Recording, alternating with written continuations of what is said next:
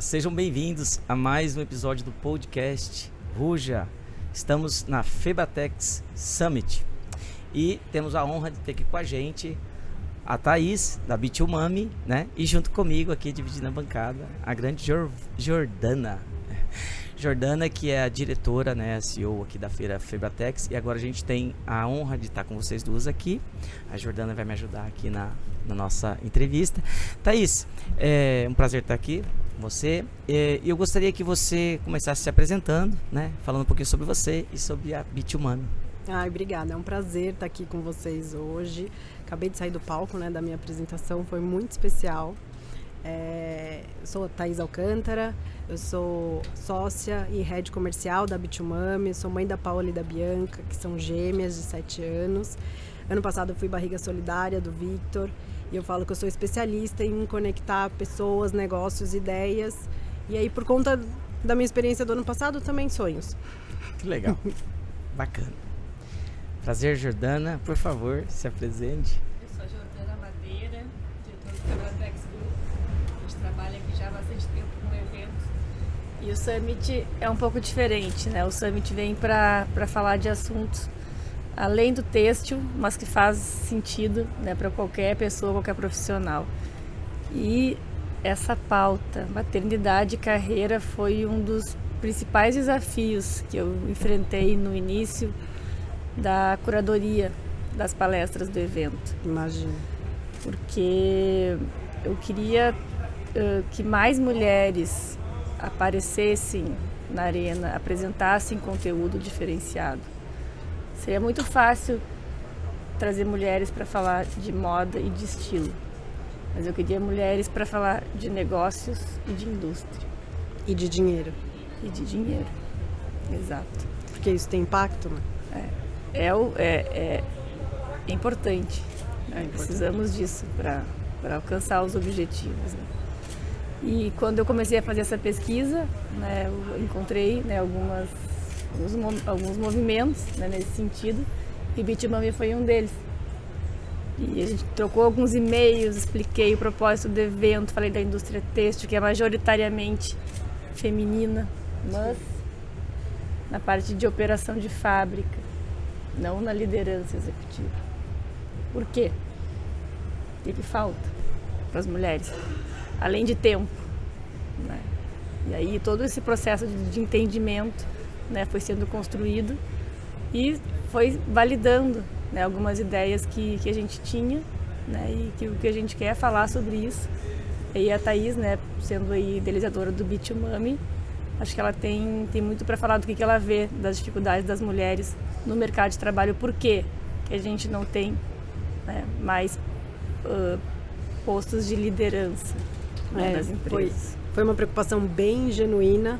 E aí, nessas trocas de e-mail, quando chegam esse tipo de convite, a gente sempre analisa, né? Quem está convidando, por que está convidando.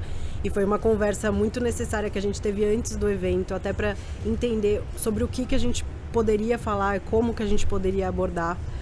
Porque a gente não vai para palcos para falar sobre maternidade como é o estereotipo, né? Amamentação, introdução alimentar, isso não cabe aqui. A gente está falando sobre dinheiro, sobre impacto, sobre mães, mulheres que viram mães, que adquirem outros soft skills, outras habilidades e como que o mercado encara isso, né? Então, numa carreira de desenvolvimento, no seu desenvolvimento profissional, o que acontece? Como a Jordana falou, se você olha só para o dado de que na indústria têxtil mais de 60% são mulheres, você vai achar isso bom. A gente não precisa se preocupar com o gap de gêneros. Nossa, check na vida. Não, mas aí você olha para os cargos de liderança e aí fica muito distante. Muito distante, assim, até dos nossos ideais da ODS. Hoje são 14 CEOs mulheres na indústria. É muito baixo esse número, né? E por que isso acontece? E aí é uma regra de mercado ainda. Existe nome para isso, chama-se maternity penalty. a gente, ignorando todas as questões de bolha e de privilégios, mas um homem e uma mulher, eles começam mais ou menos iguais na carreira e eles se desenvolvem até que uma mulher começa a chegar perto do período fértil. Quando ela começa a chegar perto do período fértil, eu nem tô falando ainda de quando ela vira mãe, mas quando ela vira mãe, a carreira dela ou ela estabiliza, ou ela regride, ou ela é anulada completamente. E aí tem um período de 6 anos aproximadamente, em média, que você demora para voltar para o mesmo ponto em que você estava. Isso significa que nesses 6 anos que você está aqui tentando voltar para este ponto, o gráfico dos homens, ele dispara, porque eles não têm 50% da concorrência. E aí isso lá na frente, os gráficos estão assim, porque eles são os fundadores, os diretores, os gerentes, os donos das empresas, enquanto que as mulheres estão só correndo atrás do prejuízo, literalmente. Então é sobre isso que a gente fala, né? Como que a gente não perde esse capital humano? É uma riqueza humana que está escorrendo nas mãos das empresas que não olham para isso. É preciso atacar o problema na sua estrutura. Como que é possível ser rede? Como que é possível se tornar mais flexível? É geral, se você não trata a base, se você não olha para isso, a gente vai continuar tendo essa diferença lá na frente. Thaís, e como que é na prática isso? Como que a empresa pode... É muito legal, né? Porque assim, é uma preocupação que você está falando aqui que eu, como homem, eu nunca vi dessa maneira que você está falando. E faz todo sentido. Sim, faz né? todo sentido. E às vezes até muitas mulheres se anulam, né? Em não ter o filho e tal, com medo de perder, né? E perde mesmo, né? A sua posição ali. Sim. E como a empresa pode fazer na prática? Esse é o papel da Bitumami, por exemplo? Esse é o papel da Bitumami, por exemplo, da porta para dentro, né? Então a gente tem um projeto que chama Ser Mãe dá Trabalho. A gente conversa com empresas que queiram intencionalmente contratar mães. Então a gente tem um mural de vagas, né, para a comunidade achar essas vagas que são intencionalmente pensadas para elas. E aí no site tem lá, tipo, você no mínimo tem que ter preencher alguns critérios. Não é para falar assim, somos, né, tipo, mommy friendly e estamos contratando. Não, todo mundo vai ter o telhado de vidro porque a gente está começando esse movimento. Então tudo bem não tá perfeito. Aliás, a gente não vai encontrar a empresa perfeita para contratar e abraçar mães. Não, mas vamos começar o movimento. Então, tem algum tipo de flexibilidade? Tem um auxílio creche? Você olha para parentalidade e não coloca tudo na conta da mulher? Então, tem alguns pré-requisitos. A gente oferece todo um estudo, um material da porta para dentro. A gente aplica um questionário para entender. É um projeto junto com a Filhos no Currículo, que é outra empresa também que nasceu dentro da Bitumami, na nossa aceleração. E daí a gente faz essa leitura e traz para boas práticas. Então, como que o RH, o CEO dessa empresa está olhando para essa questão e vai se conectar com outros para entender como fazer diferente. Isso da porta para dentro nas empresas é o pilar de empregabilidade. Nas trilhas de educação, a gente tem algumas formas. Dessas 50% das mulheres que viram mães, elas não retornam ao mercado de trabalho. Então, como que a gente pode olhar para essas mulheres que já saíram, para elas serem ajudadas de alguma forma a retomar a carreira? E isso passa pela educação, né? Então, a maioria vai para empreendedorismo. Então, como que a gente pode estruturar melhor para ela errar menos, fazer mais barato, ter conexão? E aí a gente traz para as trilhas de educação, que são a nossa aceleração. Então, vai começar agora amanhã. O nosso próximo batch é o 14º batch da aceleração. A gente olha muito para o formato, né? Então, a gente tem uma casa em Pinheiros, onde é family friendly. As pessoas podem ir trabalhar de lá com as crianças. O formato da aceleração, ela é online, mas ela é pensada num formato que caiba dentro da rotina da mãe. Tem acompanhamento com mentores que vão olhar para o projeto, que vão olhar para o negócio, tirar do ponto A, levar para o ponto B. E o nosso terceiro pilar é a comunidade. E eu digo que é a nossa maior riqueza. Porque você olhar no olho de outra pessoa que tá passando por isso ou que já passou por isso, fazer amigas quando você é adulta, sabe? É um ambiente seguro. É um ambiente que não tem hierarquia. Você tá lá porque você pode ser completamente vulnerável, se conectar realmente. E daí, disso você pode ter ou uma sócia que você está precisando, ou uma conexão de uma fornecedora. É o primeiro lugar que elas conectam para tudo, do tipo assim, deu ruim aqui. Gente, preciso de alguém que entenda de finanças, porque meu caixa, isso. Levanta uma mão. Eu queria uma gestora para as minhas mídias sociais. Eu tenho uma empresa assim. Ou então não, tipo, agora a babá faltou, a escola fechou, alguma coisa assim, e eu preciso de uma conexão aqui, eu preciso de uma indicação, ou então eu preciso ir para casa Bitumami para eu poder trabalhar. Aí as pessoas vão, entendeu? A gente está no Brasil inteiro como comunidade, o nosso espaço físico fica em Pinheiros, mas a gente também tem parceria com o WeWork e a gente está estudando aí a expansão e se conectando com outras comunidades para a gente poder expandir também no físico. E como começou a Bitumami? Foi uma necessidade sua, uma dificuldade que você enfrentou? Como que começou? A fundadora é a Dani Junco e foi literalmente quando ela estava com o Lucas na barriga. Veio dessa necessidade, ela olhou para os lados e a gente sempre brinca. De um lado tem a Link Disney, onde todas as carreiras são perfeitas, as jornadas são maravilhosas, você absorve tudo que você aprendeu. E aí, de outro lado, tem esses grupos de mães que, não minimizando, porque durante um período você precisa muito, mas falam sobre assuntos muito ligados à primeira infância, à maternidade, ao puerpério. E não era isso que ela estava querendo saber, ela queria saber sobre a carreira dela. Como que ela olha para os números.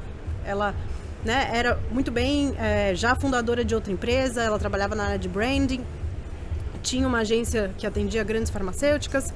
E daí ela falou assim, eu não estou conseguindo entender como que eu vou voltar, deixar essa criança em casa e voltar para minha própria empresa. Aí ela jogou na época numa rede social falando assim, tá doendo muito em mim, eu queria conversar. Alguém aqui quer conversar? Vamos tomar um café? Aí ela marcou esse café. Quando ela marcou esse café, ela achava que vinham meia dúzia de pessoas e vieram 80.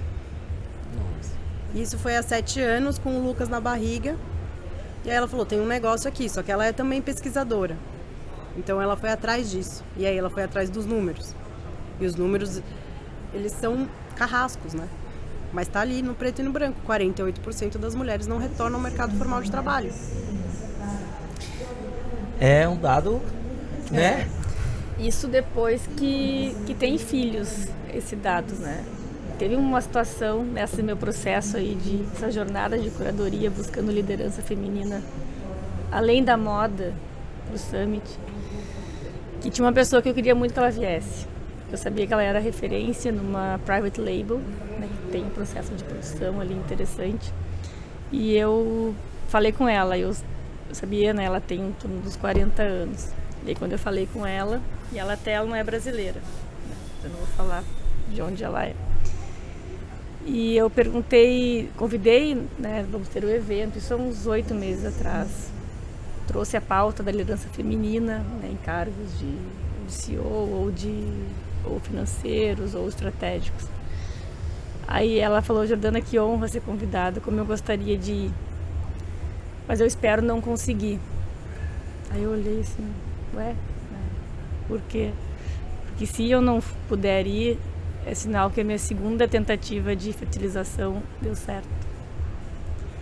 E ela com uns 40 anos já comecei a ouvir assim, nossa, né? Não, e ela super magrinha, fragilizada. E eu falei, olha, eu não conheço muito sobre, né, como é esse processo. Ela falou, é muito difícil, é muito sofrido fisicamente, emocionalmente, né? E eu quero muito. E se eu conseguir, os meus planos profissionais, eles vão precisar ser deixados de lado. Ela até se emocionou, ela falou, e que injusto isso, né? Porque agora que eu tô no auge, eu teria que me afastar. Mas ainda assim valeria a pena, porque é muito o que eu quero, né? E aí a gente se emocionou, assim, tipo, olha, aquilo ali fez eu seguir, eu ter certeza de que eu estava no caminho certo. Porque eu tinha dificuldade, aí quando eu encontrei alguém, que teoricamente nem era mãe, mas queria ser mãe, e estava passando por um processo complexo, né, físico, mental, na busca de ser mãe. Então não é só ser mãe, a busca também é um desafio. E a gente combinou, né, que se ela conseguisse, então, né, que eu ia torcer, que ela conseguisse, e que o Summit aconteceria de novo em 2025, e que daí ela ia trazer o filhinho dela, ia trazer a vovó, porque eles são uma empresa familiar. Também todo mundo ia curtir, todo mundo ia ajudar. Daí quem sabe lá no futuro, uma empresa que também já tem governança corporativa dentro da empresa, sabe, no futuro ele ou ela não vai estar, né, também participando dos eventos que a gente promove. A gente já foi lá na frente, né? Mas eu acredito muito naquilo que a gente fala, né? A gente traz energia e isso pode acontecer. E eu não sei o que aconteceu ainda, né? Eu também não quis entrar, mas aquilo me fez perceber, assim, que o ser mãe é uma dificuldade, tentar ser mãe é uma dificuldade. E é isso que de fato faz com que a gente pare, né? Aquele tempo. E não quer dizer que a gente vai se arrepender de parar, nunca. Né? Mas acontece, isso é um fato, e isso prejudica, isso nos traz dependência, né? E isso interfere na autoestima, né? Interfere em tudo, nos exemplos, naquilo que a gente quer passar para os filhos. É muito, muito difícil nesse mundo, né? Que todo mundo precisa buscar ser independente, buscar se qualificar, né? Como que a mãe como a mãe abre mão, né, de algo tão importante. Então aquilo foi, eu falei, olha, estou no caminho certo, eu vou continuar teimosa, mesmo que esteja sendo difícil, é difícil porque de fato mas existem, né? Aí eu consegui, estou sendo até uma palestrante de uma marca inglesa para compartilhar, né, informação, e ela está aqui com a gente. Mas é isso, né? Isso acontece, é verdade, não é só porque é mãe, é porque também quando quer ser mãe, né, a gente acaba tendo que escolher. E às vezes é mais solitário ainda, né? Nesse processo em que eu vivi o ano passado e o ano retrasado, porque foi um ano de preparação para as autorizações saírem, para acontecer mesmo a inseminação. Aí muitas pessoas se aproximaram, né? Do tipo assim, legal o que você tá fazendo e tal, não sei o que, eu tô tentando há tanto tempo e eu não falei para ninguém ainda. E é muito solitário, eu acho isso muito louco, porque assim, as pessoas não têm espaços seguros para essa troca, né? Se você não proporciona ativamente, se você não deixa isso claro que tudo bem, faz parte, né? Tipo, se as mulheres pararem de parir, o mundo acaba. É um fato. Né? Então, tipo assim, como que a gente não tá cuidando de quem cuida? Como que a gente não tá cuidando de quem gere, de quem, tipo, vai procriar as próximas gerações, né? A própria palestra da Thaís há pouco. Né? Ela começou a falar, tem o título lá, maternidade e carreira. A maioria dos homens levantou e foi embora. Por quê? Maternidade faz parte da vida deles? São esposas, né? E as Eles mães? têm esposas, e são né? filhos. Mães, são filhos, enfim. A gente sempre fala que assim, a maioria das pessoas não se conecta. Só que para você estar onde você está hoje, muito provavelmente uma pessoa passou por toda essa jornada lá atrás. E aí eu arrisco dizer que essa pessoa foi uma mulher. Pra gente estar aqui agora. Né? Então, alguém deu essa pausa, forçada ou não, na carreira. Se recalculou a rota, readministrou, alguns pratinhos caíram. Pode ser que tenha gerado um divórcio. Uma depressão. Com certeza. E aí, ainda mais nas gerações passadas, pode ser que essa carreira nem tenha sido retomada. Então, se colocando na posição de filho e filha, a gente tá todo mundo igual. A gente só tem que reparar. Né? Reparar e não deixar acontecer de novo. Você falou aí nas gerações passadas retomar, às vezes nem entrou na carreira, né? Nem essa possibilidade teve, né? É isso. Porque eu, assim, como homem, né? Falando como homem agora, não sem querer puxar sardinha pro lado de vocês, mas ser mãe, né? Eu acho que acima de tudo é um dom mesmo de Deus, né? Porque eu falo como pai. Eu falo como pai, eu tenho 2 filhos, né? Eu tenho um de 12 e um de 21 já. É um grandão. E o papel do homem é provedor e tal, ajuda na educação, ajuda em tudo, mas o desafio da mulher é muito maior, né? É muito maior. E quando trabalha, né, minha esposa sempre trabalhou também, então isso que você falou é uma dificuldade muito grande, né? Agora, tem a conscientização das mulheres, mas eu acho que o mais difícil aí é conscientizar os homens também, né? Que estão nesses papéis de liderança, que estão nessas empresas, que estão, né, cuidando dessas carreiras muitas vezes, né? E o que você acha como fazer isso? Tem... A conscientização. Esse ano a gente fez um evento que chamou Pai Summit. Foi inédito. E aí era até difícil explicar o conceito. Mas depois de 7 anos falando só com mães e mulheres, a gente entendeu que a gente precisava estender essa conversa. Porque senão a gente continua falando para convertida. É sobre isso que eu estava falando, exatamente. O pai precisa ouvir também. O pai precisa ouvir. E assim, foi muito poderoso. Muito. E tem algumas almas solitárias lá que falam sobre paternidade nas mídias, na internet e tal, que a gente mistura, né? Profissionais da área, profissionais CEOs que já fazem um trabalho de uma liderança mais inclusiva, com alguns influenciadores e personalidades que falam sobre os temas. A gente misturou tudo isso, trouxe. E aí eles mesmos ficaram impressionados, falando assim, é muito solitário, porque você fala. E daí uma coisa que eu não tinha ideia, né? Nunca parei para pensar sobre isso. Esses influenciadores, eles falam para as mulheres. Então a gente precisa, a maioria da audiência deles é feminina. Então a gente precisa continuar falando, continuar conversando, continuar sendo, se apoiando, sendo rede, né, pra gente poder expandir. E aí foi muito engraçado, porque eu cheguei pro meu marido e perguntei, né, a gente tava vendo nomes de quem convidar, quem trazer e tal, não sei o quê. E daí eu cheguei pra ele e falei assim, quando a gente casou, eu lembro que você começou a seguir umas blogueiras, uns blogs de homens pra saber fazer arroz, como que tirava mancha de roupa, porque, essa parte é com ele, tá? Aí, o arroz dele é maravilhoso, inclusive. E daí ele teve essa preparação, esse estudo. E eu falei, quando as meninas foram nascer, você começou a seguir algum influenciador homem, né, pai, pra falar sobre parentalidade, paternidade? Aí ele me olhou com uma cara muito estranha, assim, não, claro que não. Por quê? E as pessoas não se preparam, ao contrário das mulheres. A primeira coisa que você faz quando você vem positivo, você vai atrás de estudar tudo, absolutamente tudo sobre a maternidade. Só que não pode ser uma causa só feminina. Não pode ser só da mulher. É isso que gera a carga mental, né? Todo o peso. Eu acho que é uma evolução, e toda evolução precisa de tempo para acontecer e de atitude, né? Eu tenho um casal de filhos, o Pietro com 10 e a Antonella com 6. O Pietro já me acompanha na louça ali direto. E eu fico falando, você vai ajudar a sua esposa. E eu vou ser a melhor amiga dela.